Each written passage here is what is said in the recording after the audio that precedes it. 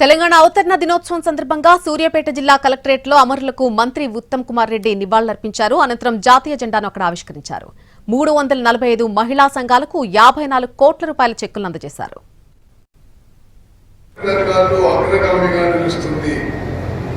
ఈ సందర్భంగా అమరుల కుటుంబాలకు, ఉద్యమకారులకు, స్వరాష్ట్ర సాధన పోరాటంలో పాలు పంచుకున్న చిన్న పెద్దలందరికీ పేరు పేరున నమస్కారం. ప్రత్యేక తెలంగాణ రాష్ట్ర ఉద్యమ స్ఫూర్తిని, నాటి ఉద్యమ తీరును, అమరుల త్యాగాలను ఒకసారి మనం గుర్తు చేసుకోవాల్సిన బాధ్యత మనపై ఉంది. తెలంగాణ రాష్ట్రాన్ని భారతదేశంలోనూ ప్రపంచ స్థాయిలోనూ అగ్రస్థానంలో నిలిపేందుకు గౌరవ ముఖ్యమంత్రి రేవంత్ రెడ్డి నాయకత్వంలో తెలంగాణ రైజింగ్ 2047 విజన్తో ప్రజాప్రభుత్వం ముందుకు సాగుతుంది.